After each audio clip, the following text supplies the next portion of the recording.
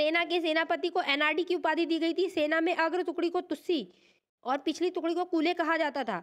सेना में वेल्लार यानी कृषक भर्ती किए जाते थे। धनी कृषक, वेल्लार को मतलब धनी कृषक। सेना चतुरंगिणी होती थी जिसमें अश्व, गज, रथ और पैदल सिपाही सम्मिलित होते थे। नगाड़ा एवं शंख बजाकर सैनिकों को बुलाया जाता था। युद्ध भूमि में वीरगति पाने वाले सैनिकों के सम्मान में पत्थर की मूर्ति बनाए जाने की प्रथा थी। इस प्रकार की मूर्तियों को नड्डुकल और विरक्कल कहते थे। युद्ध में पराजित राजा का आमरण अनशन कर अनुष्ठानिक मृत्यु वरण करने की प्रथा को संगम कविताओं में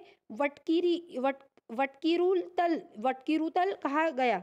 राजा अपने आवास की रक्षा के लिए सशस्त्र महिलाओं को तैनात करता था। युद्ध में बंदी स्त्रियों को दासी बनाकर उनसे मंदिरों में दीपक जलाने का कार्य कराया जाता था। संगम काल के समय जानने के लिए जल घड़ी का प्रयोग किया जाता था और समय काल में समय को जानने के लिए जल घड़ी का प्रयोग किया जाता। तमिल प्रदेश में ब्राह्मणों का उदय सर्वप्रथम संगम काल में ही हुआ। सबसे महत्वपूर्ण प्रश्न ये है कि तमिल प्रदेश में ब्राह्मणों का सबसे पहले उदय काल में हुआ, संगम काल में ही हुआ। जो समय का सबसे प्रतिष्ठित वर्ग था, इनकी हत्या को सबसे बड़ा अपराध माना जाता। संगमकालीन ब्राह्मण मांस भक्षण करते थे तथा सूरा पीते थे। ब्राह्मणों के पश्चात संगम युगीन समाज में वेल्लार वर्ग का स्थान था। इसका मुख्य पेशा कृषि कर्म था। वेल्लार के प्रमुख को वेल्लीर कहा जाता था। खेतों में काम करने वाले मजदूरों को कोंडेसियर कहते थे। संगम साहित्य में व्यापारी वर्ग को वेनिगर कहा जाता था। संगम साहित्य में दास प्रथा के अस्तित्व का प्रमाण नहीं मिलता है। तोल्कापियम नामक तमिल रचना से ज्ञात होता है कि संगम काल में विवाह के संस्कार के रूप में मान्यता प्रदान की गई थी। इसमें हिंदू धर्मशास्त्रों में वर्णित विवाह को 8 प्रकार ब्रह्मदेव, आर्ष, प्रजापत्य, असुर, गंधर्व, राक्षस या पेशाब का उल्लेख मिलता है। प्रणय विवाह की मान्यता दी गई थी जिसे पंचतीर्णे कहा गया। एक पक्षी प्रणय को कैकिणे व अनुचित प्रणय को पेरुंदीणे कहा गया। संगम काल में चावल का मुख्य खाद्यान्न था। इसे दूध में मिलाकर सांबर नामक खाद्य तैयार किया जाता था। नर्तकियों व गायकों के दल घूम घूम कर लोगों का मनोरंजन किया करते थे। संगम साहित्य में पाणर और वेडेलियर कहा जाता था। संगम साहित्य में इसे पाणर और वेडेलियर कहा जाता था। संगम साहित्य में मेचेलियर तथा ओवेयर जैसी कवियत्रियों की भी चर्चा मिलती है, जिसे स्पष्ट है कि इस काल में स्त्रियां सुशिक्षिता होती थी। संगम काल में लोग कौवे को शुभ पक्षी मानते थे जो अतिथियों के आगमन की सूचना देता था। कौवे नाविकों की तरह दिशा का भी बोध कराते थे। इस कारण सागर के मध्य चलने वाली जहाजों के साथ उन्हें ले जाया जाता था। संगम काल की समाधियों के स्थान पर पत्थर गाड़ने की प्रथा थी। इन्हें वीरगल या वीरपरस्तर कहा जाता था। इनकी पूजा भी होती थी। प्रायः युद्ध में वीरगति प्राप्त सैनिकों के सम्मान में खड़े किए जाते थे। संगम काल में चोलों की समृद्धि का मुख्य कारण उनकी सुविकसित वस्त्र उद्योग था।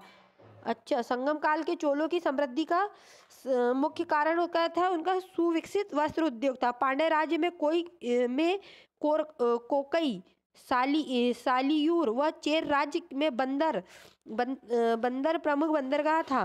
कोकई मोती खोजने का प्रमुख पतन था। संगमकालीन अन्य वर्ग पुलेयर, दस्तकारों का एक वर्ग जो रस्सी तथा पशु चर्म की सहायता से चारपाई या चटाई बनाने का कार्य करता था। एनियर, शिकारियों की एक जाति। मलवर, लूटपाट करने वाली जाति है। कोरोमंडल समुद्र तट पर पुडुचेरी से 3 किलोमीटर दक्षिण में स्थित अरिकमेंडु चोल वंश का एक प्रमुख बंदरगाह था। ये बहुत से एग्जामों में पूछा गया है। अरिकमेंडी क्या है? तो ये चोल वंश का एक प्रमुख बंदरगाह। इस बंदरगाह में रोम के साथ व्यापार होता था। 1945 ईस्वी में हुई यहाँ की खुदाई से विशाल रोमन बस्ती का पता चलता है। यहाँ मनकों का निर्माण का कारखाना भी था। पेरिपल्स में अरिकमेंडू को पेडोक कहा गया है। संगम काल में ही मिस्र के एक नाविक हिप्पोलस ने मानसूनी हवाओं के सहारे बड़े जहाजों से सीधे समुद्र पार कर सकने की विधि की खोज की थी। तमिल देश का प्राचीन देवता मुरुगन, कालांतर में उसका नाम सुब्रह्मण्य हो गया और स्कंद कार्तिकेय के साथ उसका तारतम्य स्थापित कर दिया गया। हिंदू धर्म में स्कंद कार्तिकेय को शिव पार्वती का पुत्र माना गया है। स्कंद का एक नाम कुमार भी है और तमिल भाषा में मुरुगन शब्द का यही अर्थ होता है। मुरुगन का प्रतीक मुर्गा माना जाता था तथा उसके विषय में यह मान्यता थी कि उसे पर्वत पर क्रीड़ा करना अत्यधिक प्रिय है। उसका बर्छा था। कुरुवन नामक एक पर्वतीय जनजाति मुरुगन की पत्नियों में माना गया है। वर्ण का सामाजिक वर्गीकरण संगम कवियों को ज्ञात था। संगम साहित्य के पवित्र एवं जादुई शक्तियों में विश्वास जताया गया, जिसे अनकु कहा गया। गुप्त साम्राज्य का उदय 3री शताब्दी के अंत के निकट में कौशाम्बी में हुआ। संभवतः गुप्त लोग कुषाणों के सामंत थे। गुप्त वंश के संस्थापक श्रीगुप्त थे। 240 से 280 ईस्वी था इनका शासनकाल। श्रीगुप्त का शासनकाल था। श्रीगुप्त का उत्तराधिकारी घटोत्कच 280 से 320 ईस्वी में हुआ। गुप्त वंश का प्रथम महान सम्राट चंद्रगुप्त प्रथम था। यह 320 ईस्वी में गद्दी पर बैठा। इसने लिच्छवी राजकुमारी कुमार देवी से विवाह किया और महाराज की उपाधि धारण की। गुप्त संवत 319 से 320 में शुरुआत चंद्रगुप्त प्रथम ने की थी। ये बहुत इंपॉर्टेंट क्वेश्चन है कि गुप्त संवत की शुरुआत कब हुई थी, तो 319 से 320 में चंद्रगुप्त प्रथम द्वारा। चंद्रगुप्त प्रथम का उत्तराधिकारी समुद्रगुप्त हुआ, जो 335 ईस्वी में गद्दी पर बैठा। इसे आर्यावर्त के 9 शासकों और दक्षिणावर्त के 12 शासकों को पराजित किया। इन्हीं विजय के कारण इसे भारत का नेपोलियन कहा जाता है।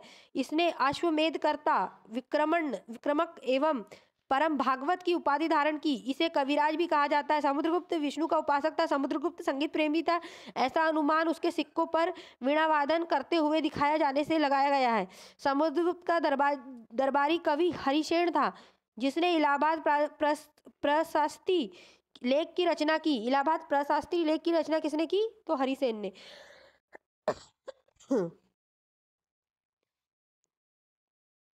परम भागवत की उपाधि धारण करने वाला प्रथम गुप्त शासक समुद्रगुप्त था। गया और नालंदा में मिले 2 ताम्रलेख में समुद्रगुप्त के परम भागवत कहा गया है। समुद्रगुप्त का उत्तराधिकारी चंद्रगुप्त द्वितीय हुआ, जो 380 ईस्वी में राजगद्दी पर बैठा। इसके समय में चीनी बौद्ध यात्री फाहियान भारत आया था। शकों पर विजय के उपलक्ष्य में चंद्रगुप्त द्वितीय ने चांदी के सिक्कों को चलाया था। ये भी इंपॉर्टेंट है, ये आ सकता है कि शकों पे विजय के उपलक्ष्य में चंद्रगुप्त द्वितीय ने चांदी के सिक्कों को चलाया था। शायद यही अभी आया था 2023 के प्री में। चंद्रगुप्त द्वितीय ने विक्रमादित्य की उपाधि धारण की। यह उपाधि इससे पूर्व 57 ईसा पूर्व में उज्जैन के शासक ने भी क्षत्रपों के विजय के पाने के उपलक्ष्य में धारण की थी। साब चंद्रगुप्त द्वितीय का राजकवि था। साब कौन था, चंद्रगुप्त द्वितीय का राजकवि था। चंद्रगुप्त द्वितीय के समय में पाटलिपुत्र एवं उज्जैनी विद्या के केंद्र थे। चंद्रगुप्त द्वितीय के समय में क्या पाटलिपुत्र और उज्जैनी क्या विद्या के केंद्र थे। अनुश्रुतियों के अनुसार चंद्रगुप्त के दरबार में 9 विद्वानों की एक मंडली निवास करती थी, जिसे नवरत्न कहा जाता था। महाकवि कालिदास संभवतः इसमें अग्रगण्य थे। कालिदास के अतिरिक्त इसमें धन्वंतरी, छपड़क, फलिक ज्योतिष के विद्वान और कौन है, एक मिनट,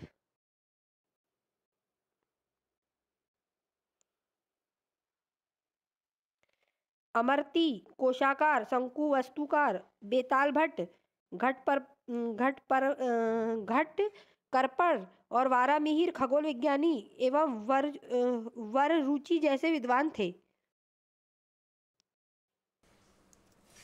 चंद्रगुप्त द्वितीय का सांदी विग्रह विहिक सचिव वीरसेन स्यो मतावलंबी था, जिसने शिव की पूजा के लिए उदयगिरी की पहाड़ी पर एक गुफा का निर्माण कराया। वीरसेन व्याकरण,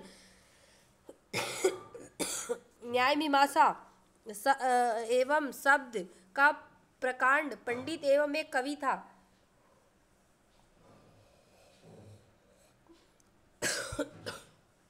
सॉरी।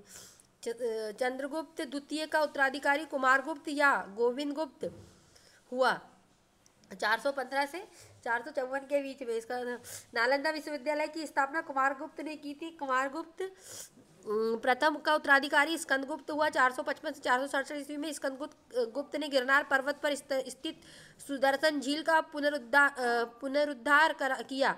स्कंदगुप्त ने पर्णदत्त को सौराष्ट्र का गवर्नर नियुक्त किया। स्कंदगुप्त के शासनकाल में ही ह्यूणों का आक्रमण हुआ था। तो ये पूछा जाता है कि ह्यूणों का आक्रमण किसके शासनकाल में हुआ था, तो स्कंदगुप्त के शासनकाल में। अंतिम गुप्त शासक विष्णुगुप्त था। अंतिम गुप्त शासक विष्णुगुप्त था। अंतिम गुप्त शासक विष्णुगुप्त था।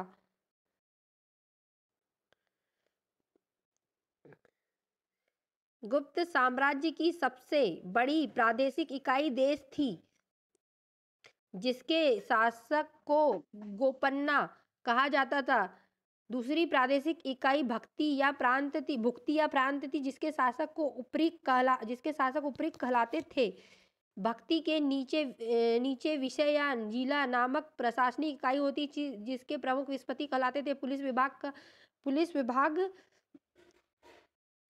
के साधारण कर्मचारियों को चाट या भाट कहा जाता था। चाट तथा भाट कहा जाता है। पुलिस विभाग का मुख्य अधिकारी दंडपाशिक कहलाता था। प्रशासन की सबसे छोटी इकाई ग्राम थी। ग्राम का प्रशासन ग्राम सभा का द्वारा संचालित किया जाता था। ग्राम सभा का मुखिया ग्रामिक कहलाता था तथा अन्य सदस्य को महत्तर कहलाते थे। ग्राम समूह की छोटी इकाई को पेट कहा जाता था।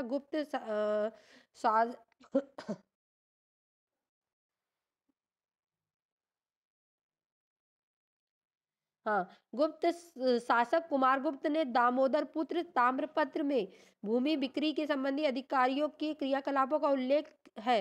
वो स्वराज्य का कुल उत्पाद का 1/4 से 1/6 भाग हुआ करता था।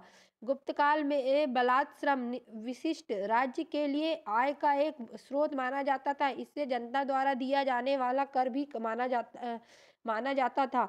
आर्थिक उपयोगिता के आधार पर निम्न प्रकार की भूमि थी। क्षेत्र, कृषि करने योग्य भूमि को बोलते थे। वास करने योग्य भूमि को चारगाह भूमि, पशुओं को चारा योग्य भूमि, सील ऐसी भूमि जो जोतने योग्य नहीं होती थी, अपृहत ऐसी भूमि जो जंगली होती थी। सिंचाई के लिए रहट या घंटी यंत्र का प्रयोग किया जाता था। श्रेणी के प्रधान को ज्येष्ठक कहा जाता था। गुप्त काल में उज्जैन सर्वाधिक महत्वपूर्ण व्यापारिक केंद्र है। ये क्वेश्चन आ चुका है। गुप्त राजाओं में सर्वाधिक स्वर्ण मुद्राएं जारी की। इसकी मुद्राओं में अभिलेखों में दिनार कहा गया। गुजरात के बाद गुप्त राजाओं ने बड़ी संख्या में चांदी के सिक्के जारी किए, जो केवल स्थानीय लेन देन में चलते थे। गुप्त काल के प्रसिद्ध मंदिर, ये सबसे इम्पोर्टेंट है। गुप्त काल के प्रसिद्ध मंदिर, ये से आप अच्छे से गुप्त काल के प्रसिद्ध मंदिर और स्थान देखिए। ये तो इसके सारे ही मंदिर बहुत इंपॉर्टेंट है, लेकिन मध्य प्रदेश के इसमें 4 मंदिर दिए जो आपको रट लेना है। जैसे विष्णु मंदिर तिगवा जबलपुर मध्य प्रदेश में है। शिव मंदिर भूमरा नागोदा मध्य प्रदेश में। पार्वती मंदिर नैना कुटार मध्य प्रदेश में। दशावतार मंदिर ईंटों द्वारा निर्मित है। ये देवगढ़ ललितपुर यूपी में है। शिव मंदिर खो नागौद मध्य प्रदेश में है। लक्ष्मण मंदिर ईंटों द्वारा निर्मित भीतरगांव कानपुर उत्तर प्रदेश में है। कायस्थों का सर्वप्रथम वर्णन याज्ञवल्क्य का स्मृति में मिलता है। ये सबसे इंपॉर्टेंट क्वेश्चन है, क्योंकि हमारे सिलेबस में स्मृतियां दी गई है, तो जो भी स्मृति में जिस भी चीज का उल्लेख मिलता है, ये आपको अच्छे से हमेशा पढ़ के जाना है। कोई भी क्वेश्चन आ सकता है। कायस्थों द्वारा का सर्वप्रथम वर्णन याज्ञवल्क्य स्मृति में मिलता है। जाति के रूप में कायस्थों ने सर्वप्रथम वर्णन ओशना स्मृति में मिलता है। ये दोनों ही पॉइंट बहुत इंपॉर्टेंट है, इसको रट लो अभी के अभी 3 स्टार लगा के। विंध्य जंगल में सबर जाति के लोग अपने देवताओं को मनुष्य का मांस चढ़ाते थे। विंध्य जंगल में सबर जाति के लोग अपने देवताओं को मनुष्य का मांस चढ़ाते थे। पहली बार किसी को सती होने का प्रमाण 510 ईस्वी में भानुगुप्त के एरन अभिलेख में मिलता है, जिसमें किसी भोजराज की मृत्यु पर उसके पत्नी के सती होने का उल्लेख मिलता है। गुप्त काल में वेश्यावृत्ति करने वाली महिलाओं को गणिका और वृद्ध वेश्यावृत्ति महिला को कुट्टनी कहा जाता था। आपने सुना होगा रामायण में भी एक कुट्टनी बुड्ढी थी। गुप्त सम्राट वैष्णव धर्म के अनुयायी थे तथा उन्होंने इसे राजधर्म बनाया था। विष्णु का वाहन गरुड़ गुप्तों का राज्य चिन्ह था। ये बहुत इंपॉर्टेंट है कि गरुड़ राज चिन्ह किसका था? जो विष्णु का वाहन है वो गुप्तों का राज्य चिन्ह था। गुप्त काल में वैष्णव धर्म संबंधी सबसे महत्वपूर्ण अवशेष देवगढ़ जिला ललितपुर के दशावतार मंदिर है। यह बेतवा नदी के तट पे है। आपको लगेगा बेतवा नदी के तट पे कौन सा है, तो आप एमपी लगा दोगे, लेकिन ये बेतवा नदी ललितपुर तक यूपी में भी जाती है और फिर यमुना में मिल जाती है। अजंता में निर्मित कुल 29 गुफाओं में वर्तमान में केवल 6 ही शेष है। अजंता में टोटल 29 गुफाएं थी, जिसमें से 6 ही गुफा अभी वर्तमान में शेष बची है, जिनकी गुफा संख्या 16 एवं 17 ही गुप्तकालीन है। इसमें गुफा संख्या 16 में उत्कीर्ण मरणासन्न राजकुमारी का चित्र प्रसन्नीय है। गुफा संख्या 17 में गुफा संख्या 17 के चित्र को चित्रशाला कहा जाता है। इस चित्रशाला में बुद्ध के जन्म, जीवन, महाभिनिष्क्रमण एवं महापरिनिर्वाण की घटनाओं से संबंधित चित्र उद्धृत किए गए हैं। अजंता की गुफाएं बौद्ध धर्म की महायान शाखा से संबंधित है। ये वेरी वेरी वेरी इंपॉर्टेंट है, ये लाइन को आप रट लो। अजंता की गुफाएं बौद्ध धर्म की महायान शाखा से संबंधित है, क्योंकि हमारे सिलेबस में बोधिसत्व का उल्लेख किया है और बोधिसत्व का संबंध महायान शाखा से है। गुप्त काल में निर्मित अन्य गुफा बाघ की गुफा, जो बाघ जिला धार मध्य प्रदेश नामक स्थान पर विंध्य पर्वत को काटकर बनाई गई है। गुप्त काल में विष्णु शर्मा द्वारा लिखित पंचतंत्र संस्कृत में है को संसार का सर्वाधिक प्रचलित ग्रंथ माना जाता है। बाइबिल के बाद इसका दूसरा स्थान है। सबसे पहले नंबर पर बाइबिल है, उसके बाद पंचतंत्र ग्रंथ प्रचलित है। 5 भागों में बटा है ये। मित्र भेद, मित्र लाभ, मित्र से भेद, मित्र से लाभ, संधि विग्रह, लब्ध प्रणाश और अपरीक्षा कारित्व। आर्यभट्टनियम एवं सूर्य सिद्धांत नामक ग्रंथ की रचना की। ये भी बहुत इंपॉर्टेंट है कि आर्यभट्ट की रचना कौन कौन सी है, ऐसा भी आ सकता है, या आर्यभट्टनी रचना और सूर्य सिद्धांत रचना किसकी है, तो ये आर्यभट्ट की है। उसने सूर्य ग्रहण एवं चंद्र ग्रहण के वास्तविक कारण बताए। आर्यभट्ट का पहला भारतीय नक्षत्र वैज्ञानिक थे, जिसने घोषणा की कि पृथ्वी अपनी धुरी पर घूमती है। कौन ने की थी? आर्यभट्ट ने। तो ये याद रखना। वारामिहिर ने वृहद संहिता, पंच सिद्धांत, वृहद जातक और लघु जातक की रचना की। किसने? वारामिहिर ने वृहद संहिता, पंच सिद्धांत, वृहद जातक और लघु जातक की रचना की। वृहद संहिता में नक्षत्र विद्या, वनस्पति शास्त्र, प्राकृतिक इतिहास और भौतिक भूगोल के विषयों पर चर्चा की गई है। ब्रह्मगुप्त इस युग के महान नक्षत्र वैज्ञानिक और गणितज्ञ थे। ब्रह्मगुप्त के बारे में अगर आपके पेपर में आता है कि ये कौन थे, तो आप सिर्फ गणितज्ञ लगाओगे, लेकिन अगर ऑप्शन में दोनों रहेगा कि नक्षत्र वैज्ञानिक और गणितज्ञ, तो ये दोनों लगाना होगा, क्योंकि वो गणितज्ञ तो थे ही थे, साथ में नक्षत्र वैज्ञानिक भी थे। उसने यह घोषणा करके न्यूटन के सिद्धांत की पूर्व कल्पना कर ली थी। मतलब उन्होंने न्यूटन के सिद्धांत के पहले ही यह घोषणा कर दी थी। प्रकृति के एक नियम के अनुसार सभी वस्तुएं पृथ्वी पर गिरती है, क्योंकि पृथ्वी स्वभाव से ही सभी वस्तुओं को अपनी ओर आकर्षित करती है। गुप्त काल में पलकण्व ने पशु चिकित्सा का हस्त्यायुर्वेद लिखा। गुप्त काल में पलकाव्य ने पशु चिकित्सा का हस्त्यायुर्वेद लिखा। नवीनतम की रचना गुप्त काल में की गई। इस पुस्तक में नुस्खे, सूत्र और उपचार विधियां दी गई है। पुराणों में की वर्तमान रूप में रचना गुप्त काल में हुई। ये बहुत इंपॉर्टेंट है, क्योंकि हमारे सिलेबस में पुराण भी है, तो पुराण की वर्तमान रचना गुप्त काल में हुई है। इसमें ऐतिहासिक परंपराओं का उल्लेख है। संस्कृत गुप्त काल की राजकीय भाषा।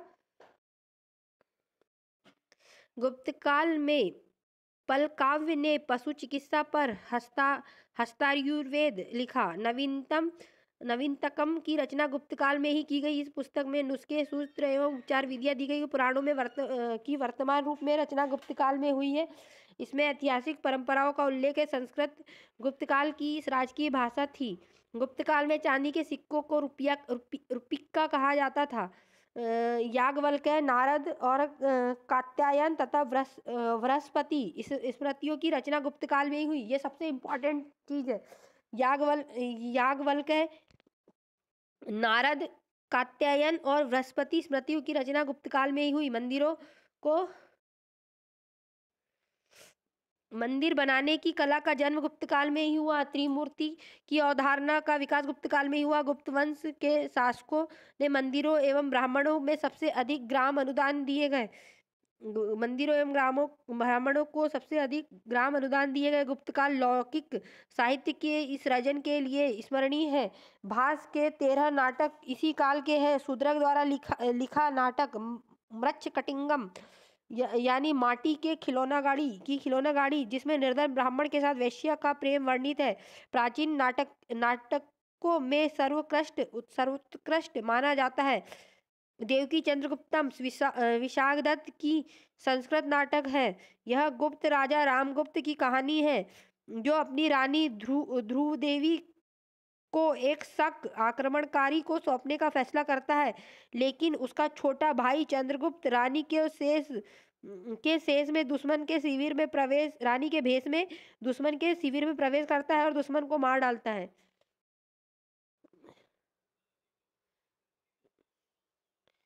कालिदास की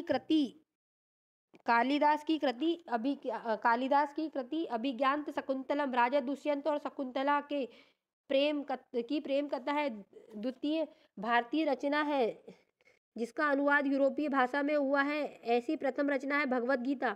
सांस्कृतिक उपलब्धियों के कारण गुप्त काल को भारतीय इतिहास का स्वर्ण युग कहा जाता है। तो बहुत इंपॉर्टेंट है कि गुप्त काल को भारतीय इतिहास का स्वर्ण युग क्यों कहा जाता है, तो सांस्कृतिक उपलब्धियों के कारण। नगरों का क्रमिक पतन गुप्त काल की महत्वपूर्ण विशेषता है, और नगरों का क्रमिक पतन भी गुप्त काल की महत्वपूर्ण विशेषता है। ये दोनों पॉइंट बहुत बहुत बहुत इंपॉर्टेंट है। इसको मोस्ट इंपॉर्टेंट लिख के 3-3 स्टार लगा लो दोनों पॉइंट पे। वाकटक राजवंश की स्थापना 255 ईस्वी में लगभग विंध्य शक्ति नामक व्यक्ति ने की थी। इसके पूर्वज सातवाहनों के अधीन बरार विदर्भ के स्थानीय शासक थे। विंध्य शक्ति के पश्चात उसका पुत्र प्रवरसेन प्रथम 275 से 335 ईस्वी में शासक हुआ। वाकटक वंश का वह अकेला ऐसा शासक था जिसने सम्राट की उपाधि धारण की थी। पुराणों में पता चलता है कि इसे 4 अश्वमेध यज्ञ कराए। पुराणों में विंध्य शक्ति ये प्रवरसेन प्रथम के बारे में क्या पता चलता है कि उसने 4 अश्वमेध यज्ञ कराए थे। आपको जहां भी पुराण मिले उसको अंडरलाइन करके याद कर लेना है, क्योंकि हमारे सिलेबस में पुराने हो कुछ भी पूछ सकता है उससे। पीएससी का कोई भरोसा नहीं है। हिस्ट्री में वो मेंस हो प्री हो हमेशा ऐसे क्वेश्चन पूछता है कि बच्चों को समझ ही नहीं आता है कि क्या करे और क्या नहीं करे।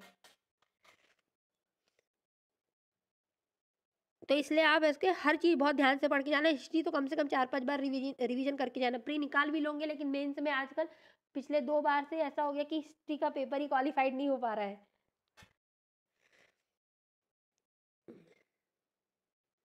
प्रवरसेन के पश्चात वाकटक साम्राज्य 2 शाखाओं में विभक्त हो गया, प्रधान शाखा तथा बासी या गुल्म शाखा। दोनों शाखाओं ने समांतर रूप से शासन किया। प्रधान शाखा का प्रमुख राजा रुद्रसेन प्रथम 335 से 360 ईस्वी। प्रभावती गुप्ता का संरक्षण काल 390 से 410। प्रवरसेन द्वितीय का 410 से 440। नरेंद्र सेन का 440 से 460। पृथ्वी सेन द्वितीय का 460 से 480। गुप्त शासक चंद्रगुप्त द्वितीय ने अपनी पुत्री प्रभावती गुप्ता का विवाह वाकटक नरेश रुद्रसेन द्वितीय से किया। वाकटकों का राज्य गुप्त वंश या शक राज्यों के बीच में था। राज्यों का विजय प्राप्त करने के लिए चंद्रगुप्त द्वितीय ने इस संबंध स्थापित किया कि विवाह के कुछ समय बाद रुद्रसेन द्वितीय की मृत्यु हो गई। चूंकि उसने दोनों पुत्र दिवाकर सेन और दामोदर सेन अवयस्क थे, अतः प्रभावती गुप्ता ने शासन संभाला। यह काल वाकाटक गुप्त संबंध का स्वर्ण काल था। वाकाटक गुप्त संबंध का स्वर्ण काल कौन सा था? तो दिवाकर सेन और दामोदर सेन जब वयस्क थे तो प्रभावती गुप्ता के शासनकाल का समय वाकाटक और गुप्त संबंध का स्वर्णकाल था। प्रभावती गुप्ता के संरक्षण काल के बाद ही उसका कनिष्ठ पुत्र दामोदर सेन प्रवर सेन द्वितीय के नाम से गद्दी पर बैठा। पृथ्वी सेन द्वितीय वाकाटकों के प्रथम शाखा का अंतिम शासक था। उसके बाद उसका राज्य बसीम शाखा के हरिसेन के हाथों में चला गया। बसीम शाखा के वाकाटक वंश की शाखा की स्थापना 330 में सम्राट प्रवर सेन के छोटे पुत्र सर्वसेन ने की थी। उसने वत्स गुल्म नामक स्थान पर एक स्वतंत्र राज्य की स्थापना की। वत्स गुल्म महाराष्ट्र में अकोला जिले में आधुनिक वासिम में स्थित है। वासिम शाखा के प्रमुख राजा थे सर्वसेन विंध्यशक्ति द्वितीय, प्रवर से विंध्यशक्ति 350 से 400 ईसा पूर्व में, प्रवर सेन द्वितीय 400-415, हरिसेन 475-410। हरिसेन वसीम शाखा का सर्वाधिक शक्तिशाली शासक था। इसने वाकाटक वंश का अंतिम ज्ञात शासक था। वाकाटक वंश के राजा प्रवरसेन द्वितीय ने मराठी प्राकृत काव्य सेतुबंध की रचना की और सर्वसेन ने हरि विजय नामक प्राकृत काव्य ग्रंथ की रचना की। संस्कृत में वैदर्भी शैली का पूर्ण विकास वाकाटक नरेशों के दरबार में हुआ। ये सबसे इंपॉर्टेंट है कि वैदर्भी शैली का पूर्ण विकास वाकाटक वंश के नरेशों द्वारा किया गया। को संस्कृत की शैली थी। कुछ विद्वानों का मत है कि चंद्रगुप्त द्वितीय के कवि कालिदास ने कुछ समय तक प्रवरसेन द्वितीय की राज्यसभा में निवास किया। वहां उन्होंने उसके सेतुबंध का संशोधन किया और वैदर्भी शैली में अपना काव्य मेघदूत लिखा। मेघदूत काव्य कौन सी शैली में लिखा गया है? तो वैदर्भी शैली में लिखा गया है। वाकाटक नरेश ब्राह्मण धर्मावलंबी थे। वे शिव और विष्णु के उपासक थे। वाकाटक नरेश पृथ्वीसेन द्वितीय के सामंत व्याघ्रदेव ने नचना के मंदिर का निर्माण कराया। नचना के मंदिर का निर्माण किसने कराया? तो वाकाटक नरेश पृथ्वीसेन द्वितीय के सामंत व्याघ्रदेव ने।